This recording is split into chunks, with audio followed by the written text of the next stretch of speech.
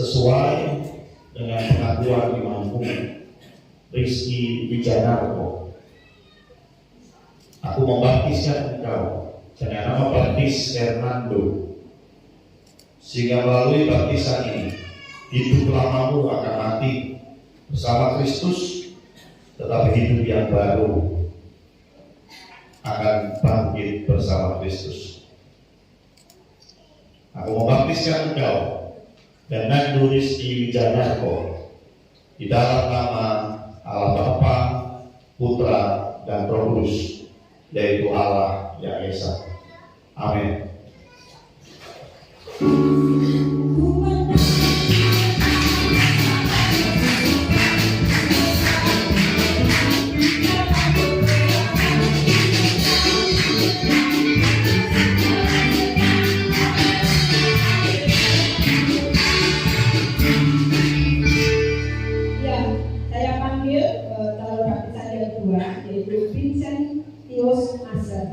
Silakan menuju ke kolam baptisan. Sesuai dengan pengakuan imanmu, Vincent Asher, aku akan baptiskan engkau supaya dengan baptisan ini hidupmu yang lama akan mati bersama-sama dengan Kristus, tetapi juga hidup yang baru akan bangkit bersama Kristus. Karena itu saya akan membaptiskan engkau Vincentius Asher hanya di dalam nama Allah Bapa, Putra, dan Roh Kudus, yaitu Allah yang Esa. Amin.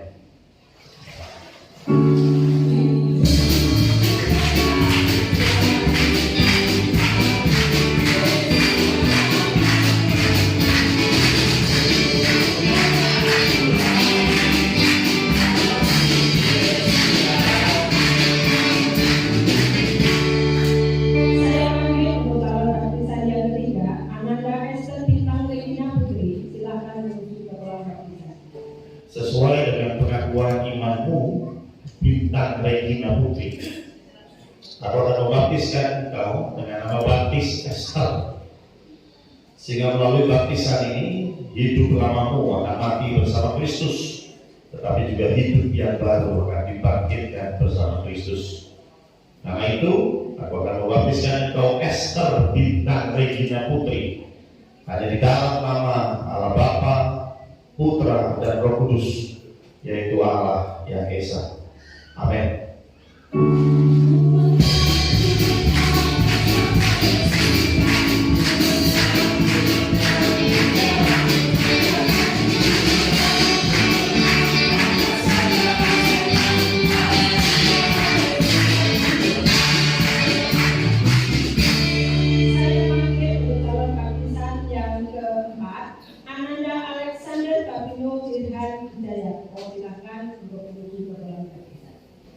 Sesuai dengan pengakuan imanmu, Davino Jirhan Hijayarko, aku akan membaptiskan engkau sehingga melalui baptisan ini hidupmu yang lama akan mati bersama Kristus, tetapi hidup yang baru akan dibangkitkan bersama Kristus.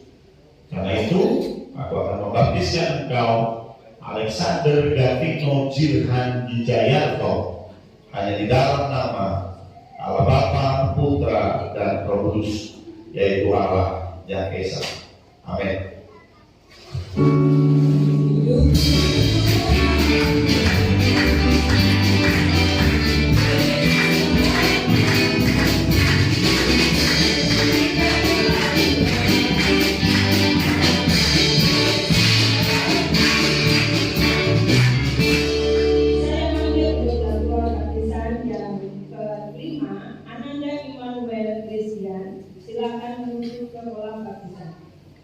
Sesuai dengan pengakuan imanmu, Immanuel Christian, saya akan membaptiskan engkau sehingga melalui baptisan ini hidup lamamu akan dikuburkan mati bersama Kristus, dan hidup yang baru akan bangkit bersama Kristus.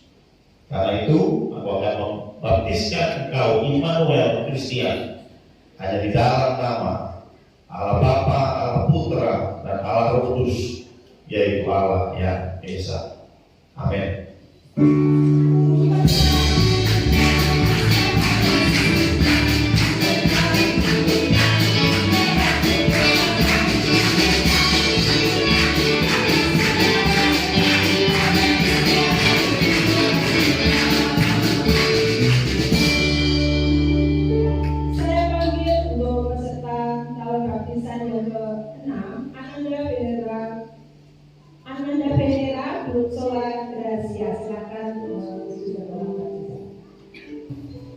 sesuai dengan pengakuan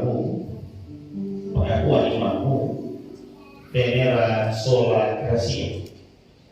Saya akan membaptiskan engkau, sehingga melalui baptisan ini hidupmu yang lama akan mati dan dikuburkan bersama-sama dengan Kristus, dan hidup yang baru akan bangkit bersama Kristus. Karena itu saya akan membaptiskan engkau venera sola gratia, hanya di dalam nama Allah Bapa, Putra, dan Roh Kudus, yaitu Allah yang Esa. Amin.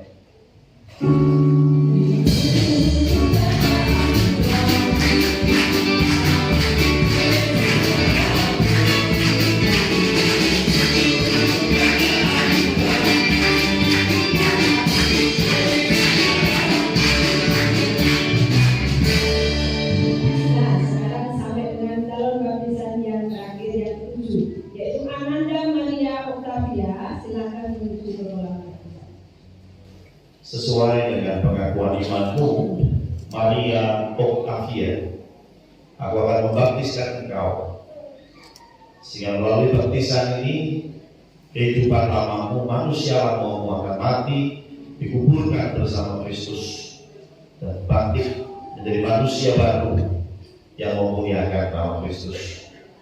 Karena itu saya akan membaptiskan engkau, Maria Octavia, hanya di dalam nama Allah Bapa, Putra, dan Roh Kudus, yaitu Allah yang Esa.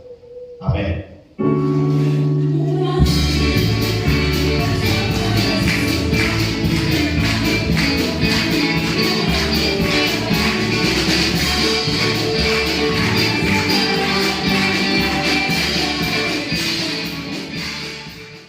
Amin.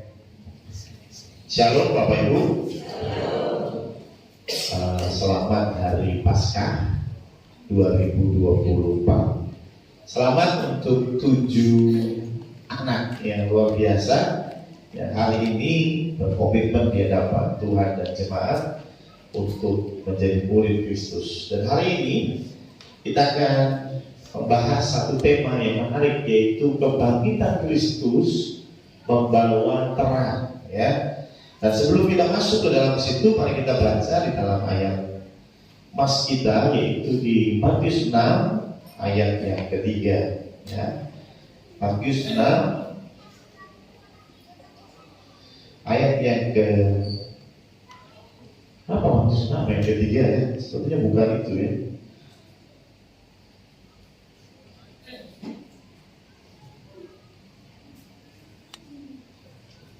Kebangkitan Kristus membawa terang itu ada di ayat sebentar. Matius 4 ayat 16. Lupa diganti, ya. Matius 4 ayat 16. Demikian firman Tuhan. Bangsa yang diam dalam kegelapan telah melihat terang yang besar, dan bagi mereka yang diam di negeri yang dinaungi maut telah terbit terang, ya. Amin. Jadi ini sebuah ayat yang menyatakan tentang Kristus, tentang Mesias, bahwa bangsa yang diam dalam kegelapan itu bangsa-bangsa di Galilea, di daerah utara, ya, telah melihat terang yang besar. Yesus Kristus ada di Nazaret, dekat dengan Galilea. Bagi mereka yang diam di negeri yang dinaungi maut telah terbit terang. Saya mau mereview sedikit untuk khotbah Jumat Agung, karena ini berkaitan, ya. Jumat Agung kemarin saya bicara bahwa banyak orang mati bersama Kristus. Banyak orang yang kemudian sadar tentang kesalahannya, dosanya, dan mati bersama Kristus. Cuma problemnya adalah tidak bangkit bersama Kristus, hanya mati bersama Kristus. Bangkitnya enggak. Salah satu yang kemarin kita bahas adalah bicara tentang nilai diri. Karena kita berada di dalam kondisi yang tanda kutip gelap, seperti di dalam Matius 4 ayat 16, ya.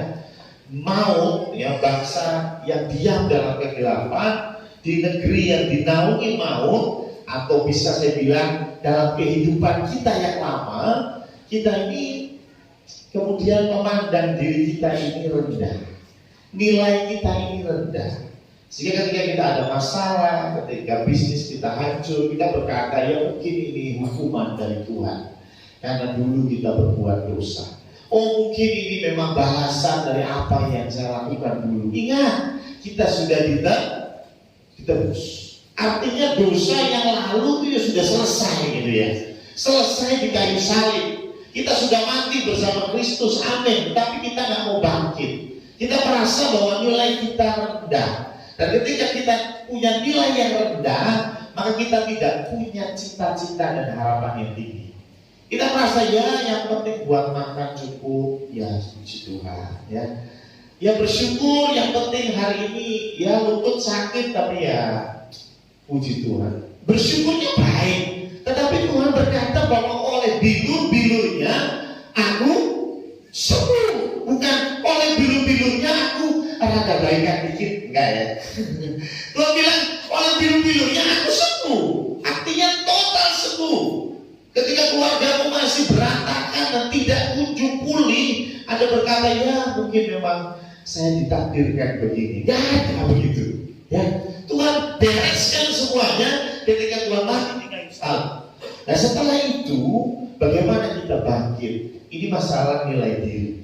Ya, kita ini dipulihkan bukan jadi hamba Tuhan saja, tetapi Tuhan berkata, barang siapa yang percaya kepadaku akan diberi kuasa untuk menjadi anak Allah. Jadi kita ini menjadi anak Allah, bukan sekedar hamba saja, tetapi anak Allah. Lukas 15 ayat 17 yang kemarin saya bahas, bagaimana anak bungsu ini kembali kepada bapaknya, bertobat, bagus. Tetapi dia berpikir, saya akan jadi hambanya bapak saya. Nah, bapaknya mau anaknya tetap menjadi anak. Kita pun begitu. Ketika kita ditebus di kayu salib, Tuhan tidak punya planning untuk kita jadi babunya dia saja, tetapi kita jadi anak Allah. Tetapi ada hal yang kedua yang hari ini mau saya bahas. Kenapa orang-orang kemudian tidak bisa bangkit? Dan ini perlu terang yang daripada Kristus untuk kita bisa melalui itu. Coba kita lihat dulu di Lukas 15 ya. Lukas 15 ayat 17 sampai ayat yang ke-22, tapi ini kita saya kira nggak perlu semua ya. Lukas 15 ayat 17. Saya yakin ini semua kita semua masih ingat ya. Saya review sedikit. Jadi ini cerita tentang anak bungsu yang kemudian minta warisan dan kemudian bapaknya kasih dan dia jual semua warisannya untuk pergi, betul ya? Dan setelah pergi kemudian dia miskin, jatuh miskin, dan setelah jatuh miskin dia bertobat dan kembali pulang ke bapaknya. Saya kira cerita itu semuanya masih ingat. Tetapi yang saya mau kasih garis bawah ayat 13, mundur ya, Lukas 15 ayat 13. Beberapa hari kemudian anak bungsu itu menjual seluruh bagiannya. Jadi rupanya seperti yang tadi saya bilang, warisannya itu tanah, ya, sapi, kambing, domba, zaman itu ya, itu semua dijual, lalu pergi ke negeri yang jauh, di mana ia memboroskan harta miliknya itu dengan hidup berfoya-foya. Setelah dihabiskannya semuanya, timbullah bencana kelaparan di dalam negeri itu, dan ia pun mulai melarat. Lalu ia pergi dan bekerja pada seorang majikan di negeri itu. Orang itu menyuruhnya ke ladang untuk menjaga babinya. Oke, kita perhatikan bagaimana anak bungsu ini menjual harta warisan. Saya mau tanya, harta warisan itu banyak atau sedikit? Banyak ya? Saya yakin ini banyak karena papanya yang kasih warisan itu punya harta banyak. Artinya ini bos besar, gitu ya. Artinya warisannya nggak mungkin sebidang tanah ukuran 2x1, nggak mungkin ya. Pasti ini warisannya cukup besar, dan selain besar, ketika itu dijual, uangnya yang didapat pasti banyak. Makanya dikatakan bahwa uang itu habis untuk berfoya-foya. Dikatakan di sana ia memboroskan. Makanya kalau orang yang boros, harta sebanyak apapun habis. Ya, ingat ya. Ya, jadi kalau Anda dapat warisan yang itu banyak dan boros, itu lebih cepat habisnya ya. Ya, hartanya banyak saja, warisannya banyak saja, kalau boros habis. Ya, apalagi sudah harta warisannya sedikit, ya, sebidang tanah dibagi orang 7 ya. Dapatnya sedikit, masih boros ya, bertobat ya. Di sana dia memboroskan harta miliknya, hidup berfoya-foya. Tapi yang menarik, ketika dia berfoya-foya uangnya habis. Menurut Anda, kalau Anda pernah merasakan berfoya-foya atau Anda pernah yang namanya boros, biasanya boros itu sendirian atau dengan teman-teman? Yang bakar ya, Pandu datang habis dapat THR, wih langsung kontak rembol ya kan, kumpul itu taklantir semua, gitu ya, pasti semua kumpul, ya kan?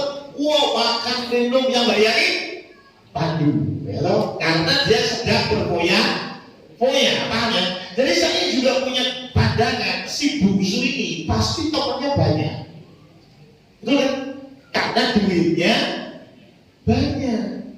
Ya jangan-jangan ketika Anda punya uang banyak, Anda punya kedudukan banyak, bahkan itu pun akan dibukakan oleh orang lain. Oh, kalau sudah kepilih jadi calon presiden, walaupun belum dilantik kok ya, belum dilantik, atau berwe pasti Pak Prabowo itu yang mendekati banyak, sudah pasti sudah ya. Kenapa? Karena dia orang penting. Besok akan jadi presiden Indonesia walaupun belum. Tapi saya yakin yang sudah lobby pasti banyak, yang sudah mendekat pasti banyak ya. Mungkin Pak Prabowo batuk sedikit, OBH datang ya kan, saking mulianya ya. Ya, jadi artinya ketika kita ada di atas, harta kekuasaan kita punya, teman banyak. Dan saya yakin si bungsu ini pada waktu dia memboroskan harta miliknya, dia hidup berfoya-foya, temannya banyak. Pasti, ya toh, dugem. Siapa sih yang pernah dugem? Angkat tangan. Aku dong. Dugem itu enaknya sendiri atau rame-rame, Pak Du? Oh, sudah pernah berarti ya. Ya, karaoke itu enaknya sendirian atau rame-rame bubur? Mantap ya. Ya kalau karaoke sendirian, bubur berangkat sendirian, nyanyi sendiri gak seru ya. Rame-rame ya, 7 orang, 10 orang, waduh, karaoke mantap ya kan. Artinya apa? Kalau kita berfoya-foya, bicara foya-foya, bicara boros, teman pasti banyak. Cuman yang menarik, setelah dihabiskan semua, mana teman? Ya? Setelah habis semua uangnya, mana temannya? Gak ada. Bahkan dia harus bekerja untuk makan dia. Ya. Bukan untuk nyicil apartemen, bukan ya. Ini bekerja untuk makan. Bahkan itu pun kurang. Sampai-sampai dia kelaparan. Bahkan dia mau makan makanannya babi. Ya. Dan pertanyaannya sederhana, mana teman? Ya. Sekarang saya mau tanya kepada Anda sekali. Kalau Anda ada di posisi si bungsu, ketika Anda uangnya banyak, ada traktir teman-teman, semuanya dibayarin, diajak giling kemana-mana, semuanya Anda yang bayar. Temanmu banyak sekali, tapi begitu uangmu habis, kamu butuh makan, hanya butuh makan, hanya butuh Indomie telur, nggak usah pakai telur deh, Indomie doang, itu pun nggak ada yang ngasih. Kira-kira apa yang terjadi dengan hatimu? Dan ini yang membuat orang susah bangkit. Mati untuk Kristus ya, tapi susah bangkit. Karena ada yang namanya luka hati. Ada yang namanya akar pahit. Ya, dan itu disebabkan apa? Dunia ini. Karena dunia ini tempatnya akar pahit. Dunia ini tempatnya pengkhianatan. Dunia ini tempatnya transfer kebencian. Nah, saya kadang-kadang kaget ketika ada orang-orang yang dengan sengaja mentransfer kebencian, dan itu terjadi bukan di peperangan, bukan, dalam keluarga. Ketika suami istri saling mempengaruhi anak untuk memusuhi pasangannya, ada yang begitu. Anaknya dikasih tahu, bapakmu itu memang ya, bapakmu itu memang pelit, makanya jangan ngurus sama bapakmu, ngurus sama ibu. Gitu. Ada yang gitu. Maaf ya, saya bilang itu transfer kebencian. Loh, walaupun suamimu pelit, maksud ya kamu ngajarin anakmu untuk membenci ayahnya, betul? Ya. Ketika memang ibumu, ya istrimu itu nggak benar, tapi apakah kau perlu mengajarkan kebencian untuk anakmu supaya benci ibunya? Tetapi saya mau bilang itu yang dunia lakukan sekarang. Itu yang dunia lakukan dari dulu sampai sekarang bahkan. Ada transfer kebencian sehingga akar pahit itu hampir dimiliki semua orang. Saya sudah pernah bicara ya, kenapa Tuhan bilang itu akar pahit? Karena gak kelihatan. Akar itu di dalam gak kelihatan. Tapi tiba-tiba dia akan meletup dan keluar. Karena firman Tuhan bilang apa yang ada di dalam hati itu yang muncul keluar. Ya, kelihatannya baik-baik saja, tiba-tiba wah besar.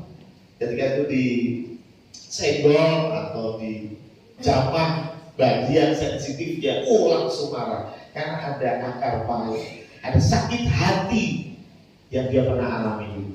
Saya kira si bungsu ini pasti penuh dengan akar pahit.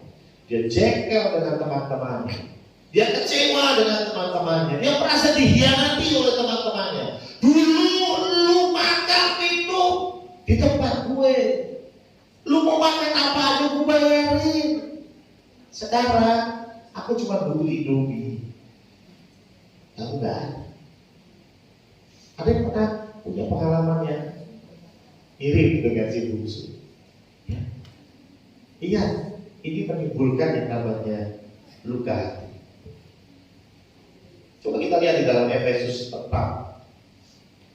ayat 30 dan 31.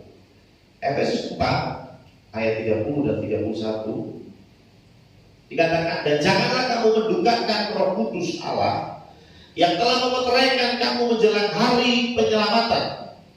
Ayat 31, segala kepahitan, kegeraman, kemarahan, pertikaian dan fitnah hendaklah dibuang dari antara kamu.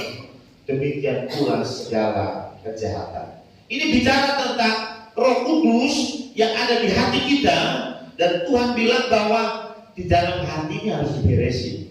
Kenapa? Di dalam hati ada kepahitan, kegeraman, kemarahan, pertikaian. Mungkin anak-anak ada kegeraman, ada kepahitan dengan orang tua. Ya, ada kekecewaan dengan pasangan. Ingat, ini harus diberesin.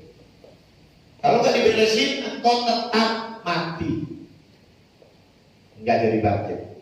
Ya. Tetap mati, nggak jadi bangkit.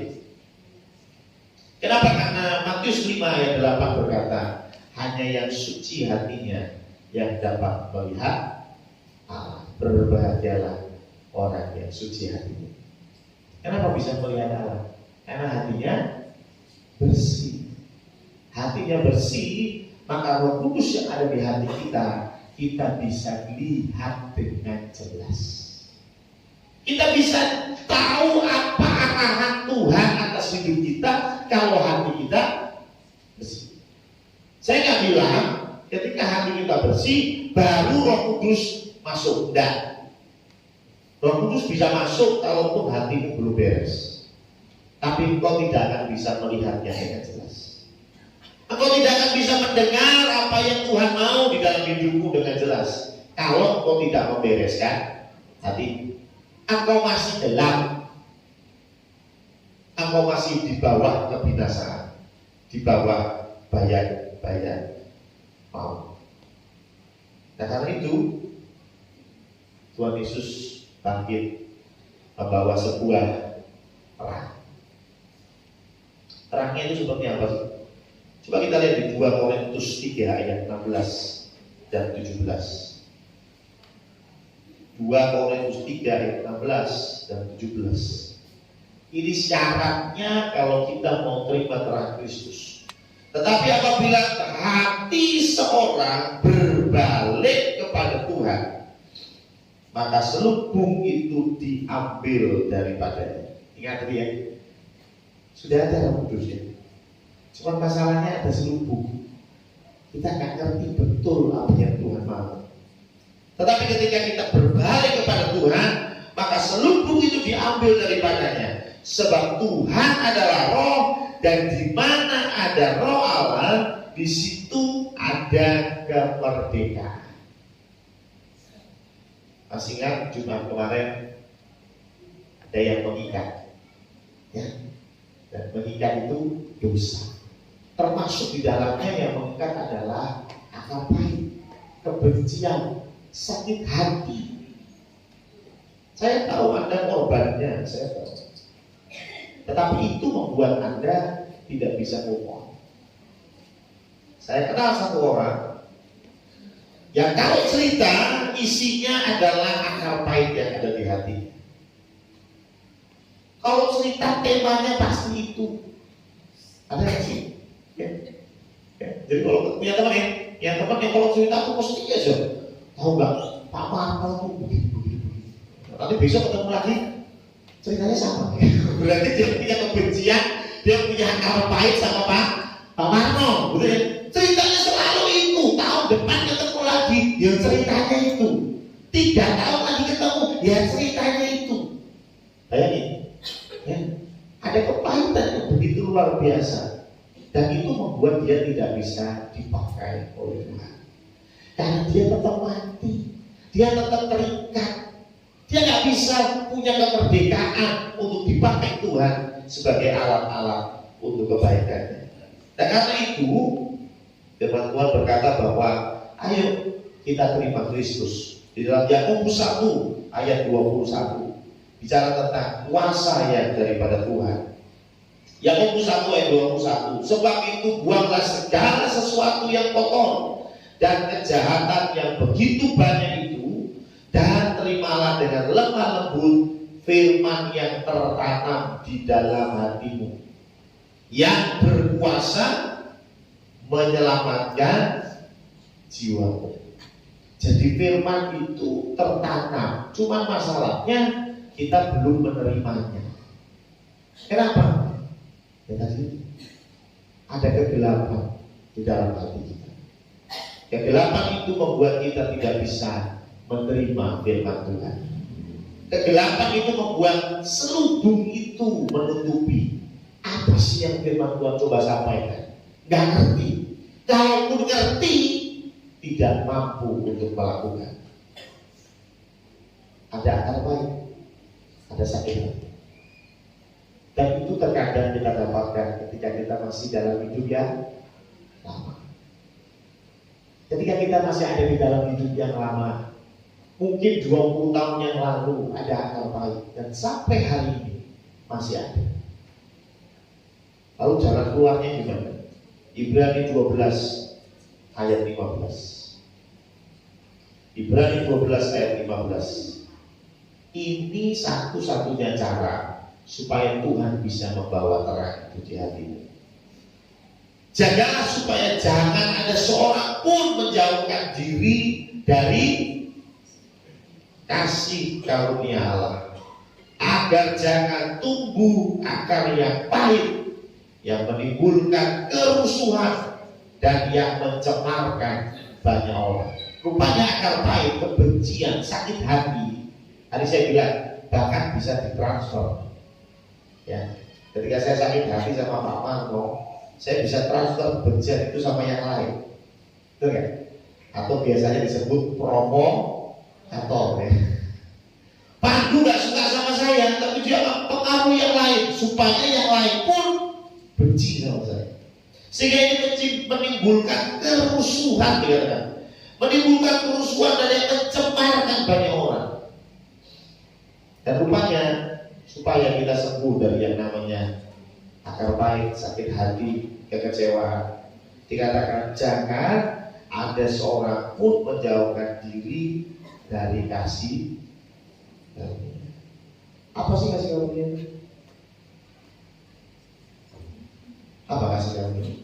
Dalam konteks kekristenan, kasih karunia itu ini. Penebusan Kristus.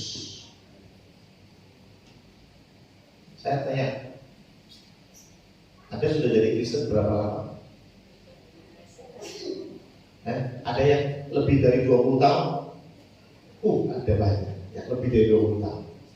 Saya yakin dan percaya Anda sudah bosan kalau saya bilang engkau sudah ditebus. Sudah dengar sendiri berkali-kali, bertahun-tahun ruwono khotbah kaya ngono. Engkau sudah ditebus, engkau sudah ditebus. Betul.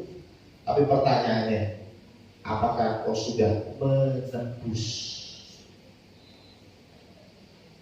Engkau sudah ditebus, engkau sudah diampuni, engkau sudah dimaafkan. Itu konteks kasih karunia, betul kan? Kita yang gak pantas diselamatkan, kita diselamatkan. Kita yang gak pantas dikasihani. Kita yang gak pantas diberikan pengampunan, diberikan pengampunan. Pertanyaannya, apakah kita sudah memberikan pengampunan? Apakah kita sudah memberikan kasih karunia kepada orang lain? Atau kita hanya anak kecil yang egois, yang semuanya untuk saya, bukan untuk kamu. Semuanya untuk saya, bukan untuk kamu. Saya salah, diampuni Tuhan. Tapi kalau kamu salah sama saya, tidak ada pengampunan. Begitu? Ya? Apakah begitu? Nah, kalau ada seperti itu, Anda masih anak kecil. Tuhan mau kita menerima terang. Amin. Tetapi terang itu harus dipancarkan. Karena kita ini adalah diciptakan sesuai gambar dan rupa Allah. Kalau Tuhan mengampuni kita, hari ini kita rayakan kebangkitannya. Bagaimana Tuhan Yesus Kristus mati untuk kita, tetapi juga Dia bangkit untuk kita. Pertanyaannya, sudahkah kita mengampuni orang lain? Coba lihat kanan kiri. Adakah orang-orang yang pernah membuatmu sakit hati? Ada? Saya mau tim ujian maju ke depan, tim musik maju ke depan.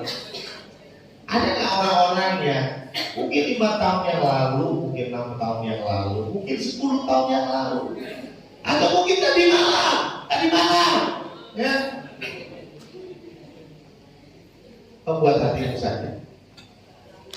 Atau mungkin tadi pagi, sebelum berangkat ke gereja, sudah ribut masalah sama mandi, ya. Sehingga keluar kata-kata yang gak enak, keluar kata-kata yang menyakiti hati pasanganmu, mungkin anakmu, mungkin orang tuamu, mungkin.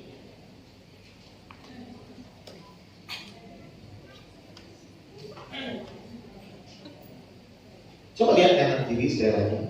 Ada gak orang-orang yang pernah menyakiti hati?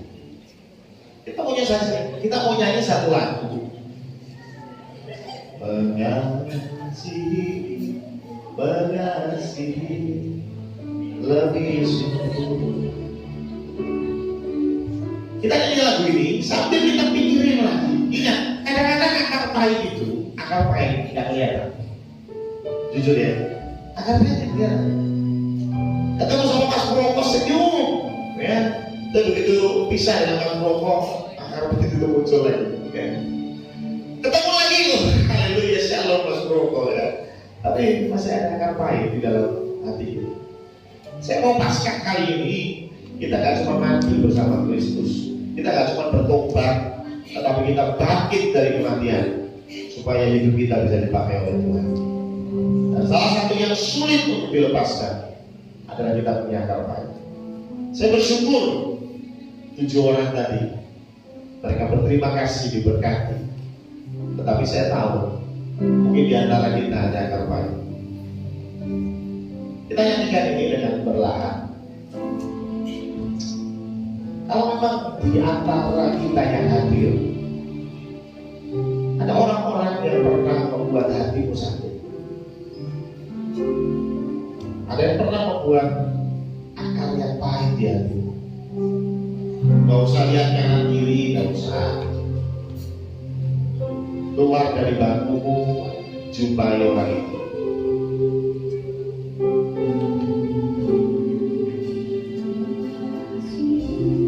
Dan berikan pengampunan.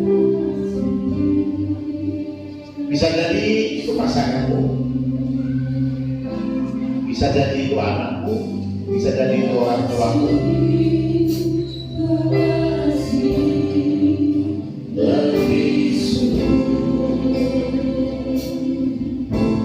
Ingat, hidupmu terlalu berharga untuk hanya mati bersama Tuhan. Tetapi Tuhan mau engkau tidak hanya mati untuk Tuhan, tetapi engkau hidup untuk Tuhan. Mengasihi kepadamu, mengasihi lebih sungguh. Sekali lagi kita nyanyi.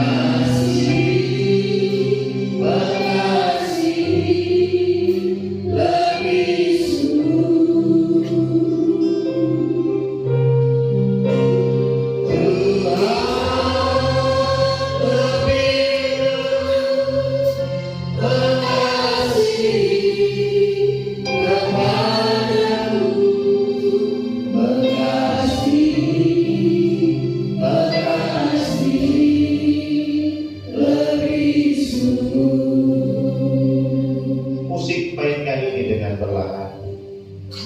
Semua kita tertunduk di dalam doa.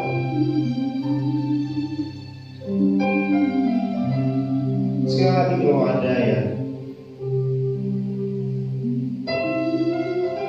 perlu kau dekati, perlu kau peluk, perlu kau bereskan. Ini hari-hari yang tepat, ini saat yang tepat.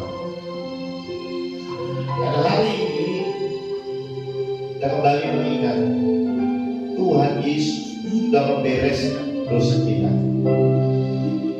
Tuhan Yesus sudah membereskan hubungan kita yang retak antara manusia dengan Allah. Jangan biarkan kekecewaan itu terus ada di hatimu, sakit hati terus ada di hatimu, akar pahit terus ada di hatimu.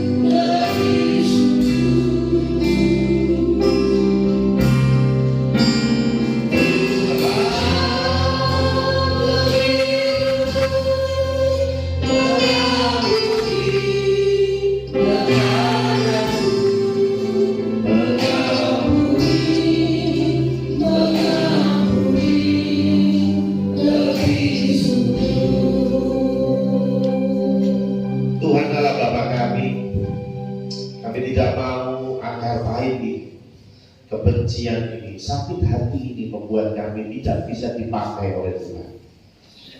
Karena itu kami mau melepaskan pengampunan. Kami tahu Tuhan, kami pun orang yang banyak salah. Kami pun banyak berdosa. Dan Engkau sudah mengampuni kami. Engkau sudah mati berkat untuk menebus kami. Engkau sudah bangkit untuk kemenangan kami. Terima kasih Tuhan, terima kasih. Dan biarlah kami terus melihat Engkau dan menjadikan Engkau idola kami, contoh bagi kami, supaya kami terus berikan pengampunan. Terima kasih Tuhan, terima kasih. Hambamu sudah selesai berbicara. Engkau yang kesempurnakan hanya di dalam nama Tuhan Yesus Kristus, Tuhan dan Juru Selamat kami yang hidup. Kami berdoa. Amin. Saya minta tolong untuk bisa membantu saya mengangkat.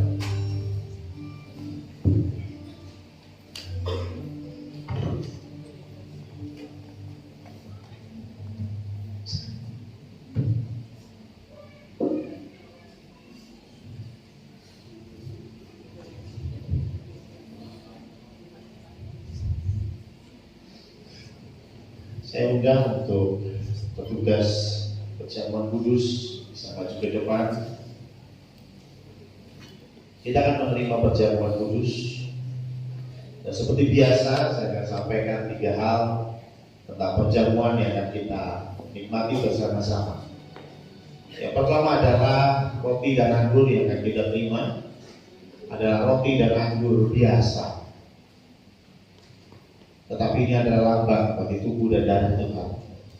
Karena ini lambang, hormatilah. Berikan penghormatan yang setinggi-tingginya.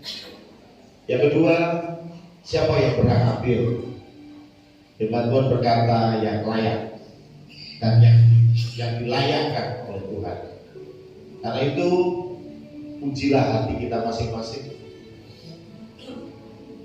Apakah di hati kita masih ada Tuhan Yesus Kristus sebagai Tuhan dan Juru Selamatmu satu-satunya? Kalau Tuhan Yesus masih ada dan bertakhta di hatimu sebagai Raja, ambil dan makanlah. Tetapi kalau kau ragu akhir-akhir ini, mungkin karena tantangan hidup yang berat, atau ragu karena kau melihat masalah kunjung berhenti, masalah terus datang, gunung-gunung yang tinggi terus menghadap, dan kau ragu tentang di mana Tuhan. Karena itu jangan ambil, tetapi berdoalah, minta Tuhan yang kuatkan iman. Dan yang ketiga, untuk apa kita lakukan ini? Firman Tuhan berkata, lakukanlah ini untuk mengingat akan aku. Mengingat bahwa hidup kita sudah dibeli. Hidup kita bukan milik kita lagi, tetapi milik Kristus. Kita nyanyikan satu pujian.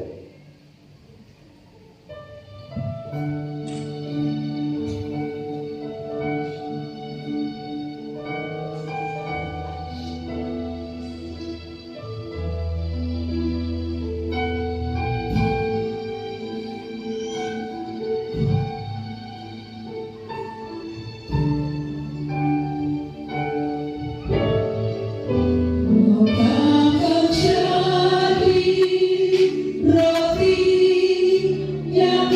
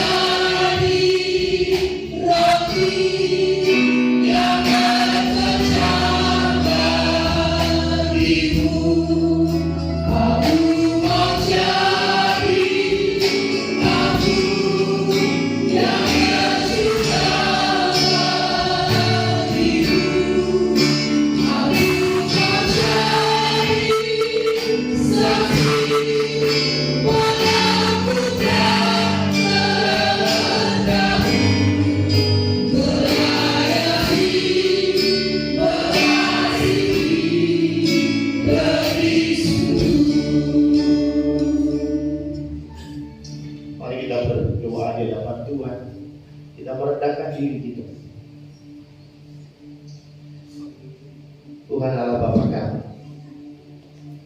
ini kami Tuhan yang mungkin masih di dalam kegelapan, yang mungkin masih bersama dengan akar-akar pahit yang kami punya. Tapi kebangkitan-Mu mengingatkan kami bahwa terang itu sudah ada, terang itu sudah muncul, dan kami yakin dan percaya ketika kami menerima firman Tuhan, kami paham bahwa Engkau sudah mengasihi kami, Engkau sudah mengampuni kami. Kami mau belajar untuk mengampuni orang lain. Kami mau belajar membereskan akar-akar pahit yang kami punya, sehingga Tuhan akan pakai kami lebih lagi. Kami berdoa Tuhan dan bersyukur karena kembali kami diingatkan bahwa kami punya Tuhan yang luar biasa. Bukan Tuhan yang duduk-duduk di sorga, bukan Tuhan yang nongkrong saja di sorga, tetapi Tuhan yang mau berada di tengah-tengah kami, menjadi daging seperti kami. Dan tidak hanya itu, Engkau mau mati di kayu salib bagi kami. Dan hari ini kami kembali mengingat Engkau dari kematian, Engkau mengalahkan kematian, dan karena itu kami pun akan dibangkitkan bersama-sama dengan Engkau. Terima kasih Tuhan, terima kasih. Ampuni kami, ampuni mulut kami yang kasar, ampuni tangan kami yang kasar, ampuni kami Tuhan ketika pikiran kami kotor, pikiran kami jorok, pikiran kami jahat. Tetapi biarlah hari ini kami mau meminta ampun di hadapan Tuhan, dan kami yakin dan percaya dosa yang sudah dibereskan di hadapan Engkau sudah membuangnya ke tubir laut. Terima kasih Tuhan, terima kasih. Kami bersyukur untuk roti dan anggur yang sebentar kami terima, karena kami yakin dan percaya ini adalah lambang dari tubuh Tuhan dan darah Tuhan. Engkau yang sudah mati dan Engkau sudah mati. Terima kasih Tuhan, terima kasih. Hamba tumpang tangan untuk roti dan anggur ini, sehingga roti dan anggur ini akan menjadi lambang bagi tubuh dan darah Kristus. Hanya di dalam nama Allah Bapa, Allah Putra, dan Allah Roh Kudus, yaitu Allah yang Esa. Amin.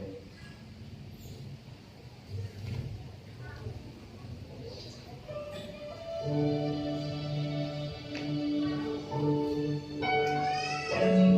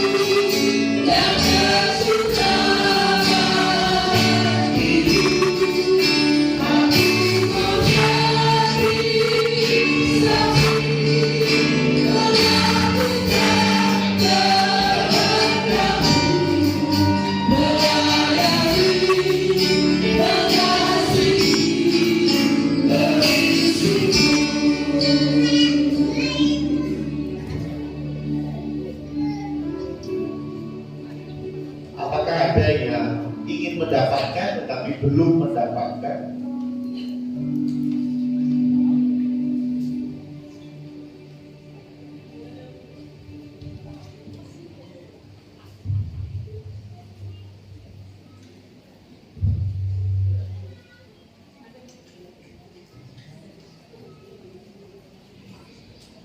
Mari kita bangkit berdiri bersama-sama. Kita siapkan roti.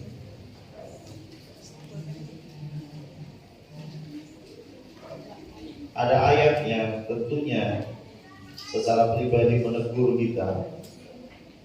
Bisa Bapak Ibu lihat dan baca.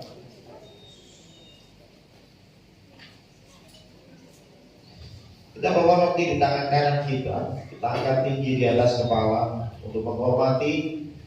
Ini adalah lambang daripada tubuh Tuhan. Sebelum kita makan bersama-sama, dengarkan firman Tuhan ini.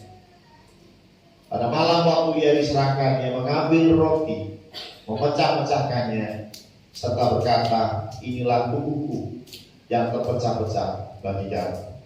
Perbuatlah ini menjadi peringatan akan aku. Mari kita makan bersama-sama hanya di dalam nama Allah Bapa, Allah Putra, dan Allah Roh Kudus, yaitu Allah yang Esa. Amin.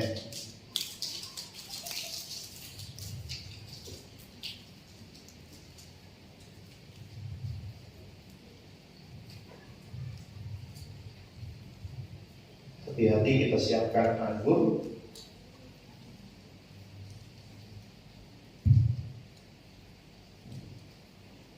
Angkat tinggi di atas kepala untuk memberikan penghormatan bahwa ini adalah lambang dari darah Tuhan. Sebelum kita minum bersama-sama, dengarkan firman Tuhan ini. Kemudian ia mengambil cawan serta berkata, inilah darahku yang tercurah atas kamu sebagai materai bagi perjanjian baru siapkan untuk engkau. Perbuatlah ini menjadi peringatan akan aku. Mari kita minum bersama-sama hanya di dalam nama Allah Bapa, Allah Putra, dan Allah Roh Kudus, yaitu Allah yang Esa. Amin.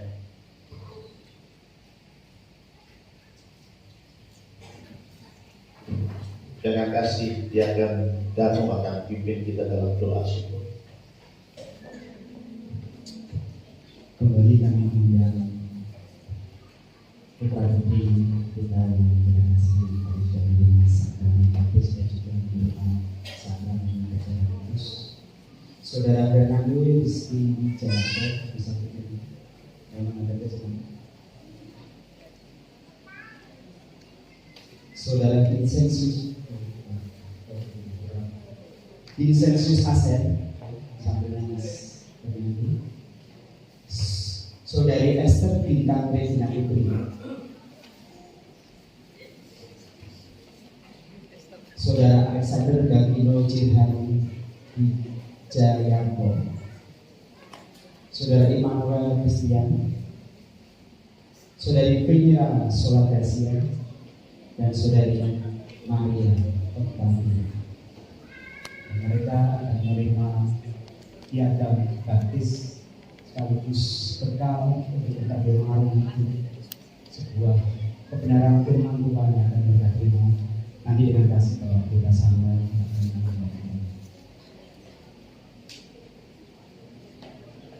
Dan biarlah bukan hanya sekedar kenang-kenangan sebuah Alkitab yang mereka terima pagi hari ini, tapi benar-benar ini menjadi rema, menjadi makanan penuh bagi mereka. Mereka bersantap setiap hari, mereka membaca setiap hari, karena hari-hari depan mereka sungguh luar biasa, masih panjang. Ada banyak tantangan, ada banyak rintangan, kepada dia bersama Tuhan Yesus, bersama kebenaran yang ada di tangan mereka. Mereka belum menjadi hidup.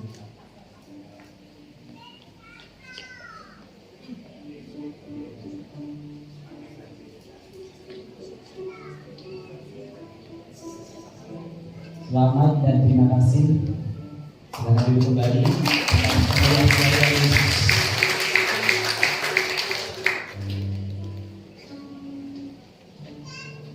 Bapak Ibu Saudara yang terkasih, sebelum kita akan mengakhiri ibadah pada hari ini, mari kita akan menyimak warta jemaat yang ada di dalam lembar warta maupun di grup jemaat yang sudah ada.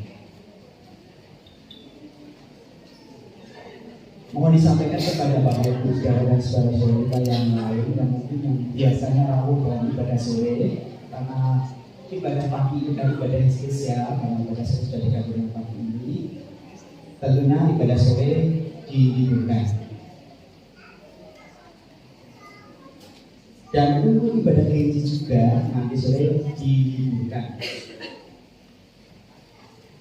Untuk acara sepekan pada besok hari Selasa tanggal 2 April 2024 di tempat ini masih diadakan persekutuan doa malam di mana yang bertugas adalah Ibu Kristiana SW. Mohon perhatian kepada Bapak Saudara yang biasanya rawuh dalam ibadah KPK. Untuk minggu ini KPK sebagai kasih juga diliburkan. Ya. Kemudian untuk hari Sabtu tanggal 6 April 2024 di tempat ini masih diadakan ibadah CKK di mana untuk kelompok usia 3 sampai 8 tahun mengambil tempat gereja dan firman Tuhan dilayani oleh Ibu Bebo Kristiana. Sedangkan untuk kelompok usia 9 sampai 11 tahun mengambil tempat di lantai 3 dan firman Tuhan dilayani oleh Ibu Ina. Menginjak pada warta keuangan, Bapak Ibu bisa menyimak laporan kas keuangan sampai dengan tanggal 30 Maret. Kita masih memiliki saldo sebesar 16.258.485 rupiah. Dan persetujuan sampai dengan 24 Maret 2024 total sebesar 9.321.701 rupiah. Bapak Ibu saudara terkasih, saya sekaligus mewakili panitia JA 50 sesi yang kelima ini sangat bersyukur dan berterima kasih atas perhatian, dukungan, support yang sudah Panjenengan berikan untuk kami dalam kepanitiaan JA 50 sampai dengan pagi hari ini. Karena apa?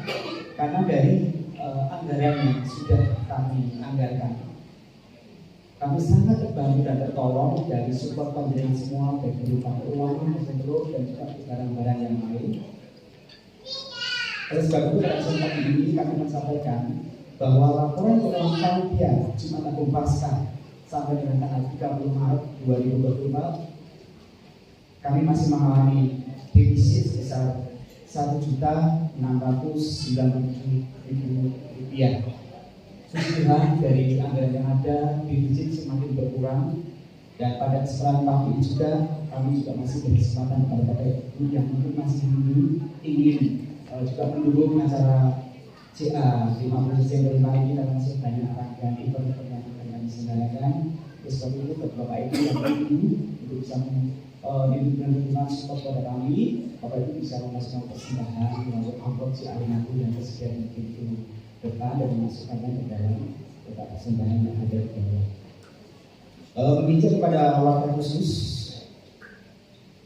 telah dibuka pendaftaran murid baru tahun ajaran 2024 dan 2025. Untuk persyaratan, Bapak Ibu bisa menyimak pada tempat warta yang ada. Iya. Sekalian mengingatkan untuk Bapak Ibu yang tadi menyampaikan persembahan, nanti usai ibadah Bapak Ibu bisa memasukkannya ke dalam kotak yang tersedia. Mungkin demikian informasi warta yang dapat kami sampaikan. Terima kasih dan sukses. Ya, terima kasih Mas Kuwoko, Ketua ya, yang sudah memberikan pengumuman. Bapak Ibu sudah lapar? Belum? Wah, saya kok sudah ya? Ya, karena saya lapar, Abi juga lapar ya.